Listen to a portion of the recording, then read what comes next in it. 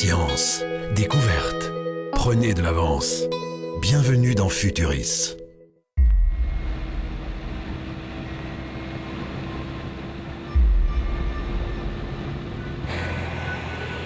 Il fut un temps où ces ruines étaient une petite ville prospère.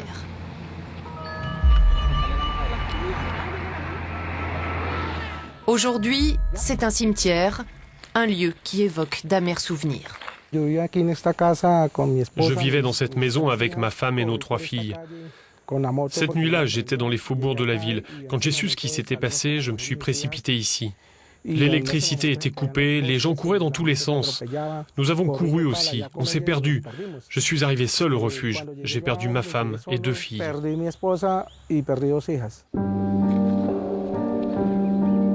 La ville d'Armero, au cœur de la Colombie, a été littéralement rayée de la carte dans une des éruptions volcaniques les plus meurtrières de l'histoire moderne. Le Nevado del Ruiz s'est réveillé brutalement le 13 novembre 1985. L'éruption a fait fondre 8% du glacier au sommet du volcan. À 23h30, une nappe de boue a englouti la ville. Plus de 23 000 personnes ont été tuées. C'était l'entrée principale de l'hôpital. Comme vous le voyez, nous marchons à présent au niveau du 1er étage. Les urgences se trouvaient par là en dessous. Le rez-de-chaussée était complètement submergé par la boue.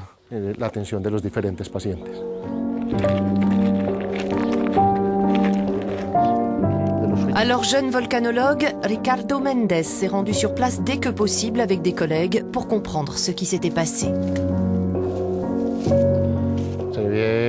Je suis venu une première fois ici, 1 mois après la catastrophe. C'était le chaos total, un immense bourbier. Des gens essayaient encore de trouver leurs proches. Nous sommes venus ici pour comprendre ce qui s'était produit, les processus géologiques et hydrauliques derrière cette tragédie. Mais la première chose que nous avons trouvée ici, c'était une tristesse extrême et une désolation totale. «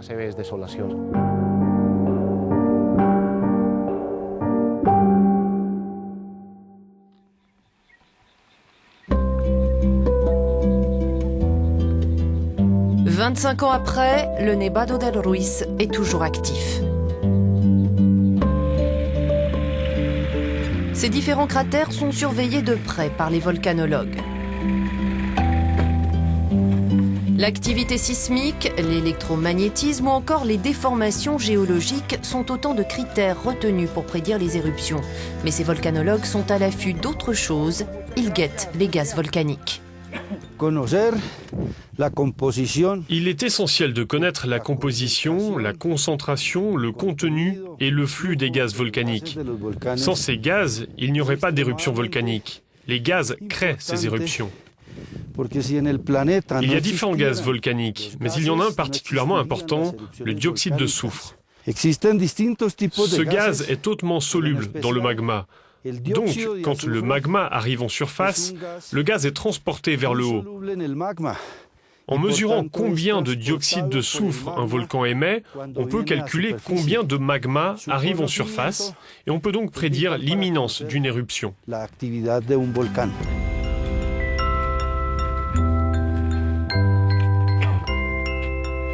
Pour mesurer manuellement les émanations de dioxyde de soufre, les volcanologues doivent grimper jusqu'au cratère. Mais ce n'est pas toujours possible. Nous sommes à 5200 mètres d'altitude, pas très loin du cratère. Mais nous ne pouvons pas aller plus loin. C'est trop dangereux. La visibilité est faible, la neige est instable. Les conditions sont difficiles.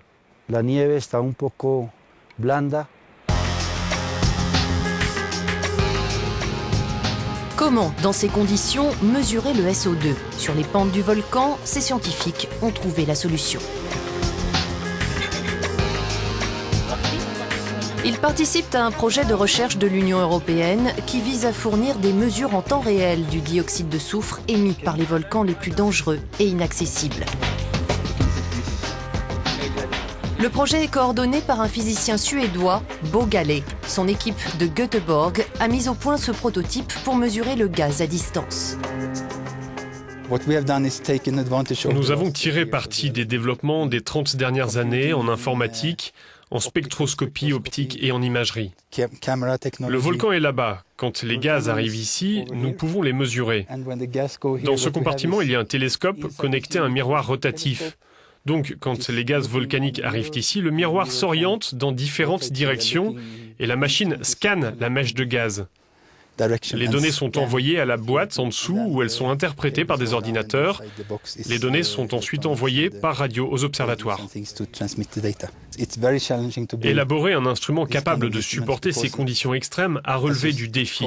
Il fait froid, il y a de grandes fluctuations de température, il y a des cendres qui émanent du volcan, il y a des tempêtes, des pluies acides, aucune infrastructure, donc tout devait être très robuste. C'est un gros effort de venir ici pour réparer le système, même si le problème est minime. Le système fonctionne dans toutes les conditions atmosphériques, mais la qualité des données varie. Dans cet épais brouillard, l'appareil fonctionne, mais il lui est très difficile de mesurer avec précision les émissions de dioxyde de soufre.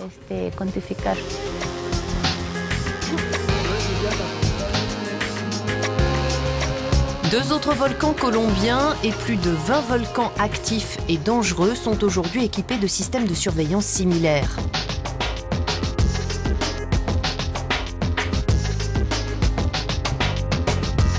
Ce réseau a déjà permis d'anticiper avec précision récemment des éruptions volcaniques potentiellement dangereuses en Colombie.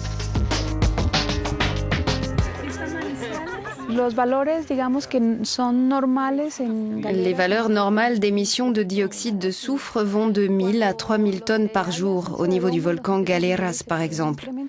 Quand le magma monte, ces émanations peuvent s'envoler jusqu'à 15 000 tonnes.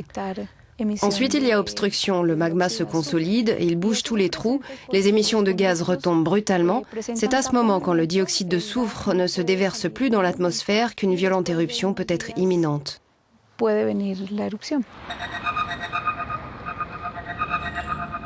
C'est depuis cet observatoire que les scientifiques surveillent les émissions de dioxyde de soufre du Nevado del Ruiz. Les mesures effectuées sur les pentes du volcan sont actualisées toutes les 5 minutes. Les volcanologues utilisent ces données pour évaluer le risque.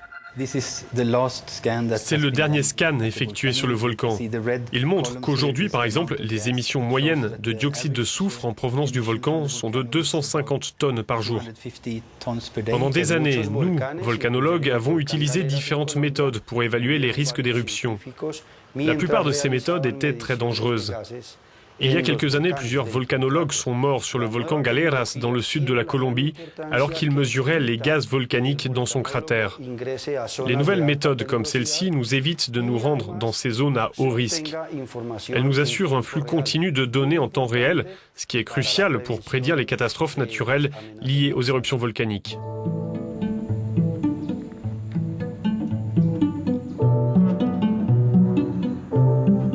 Des données cruciales également pour prévenir les tragédies humaines. Les scientifiques font un travail épatant maintenant. Ils surveillent de près tous les volcans dangereux.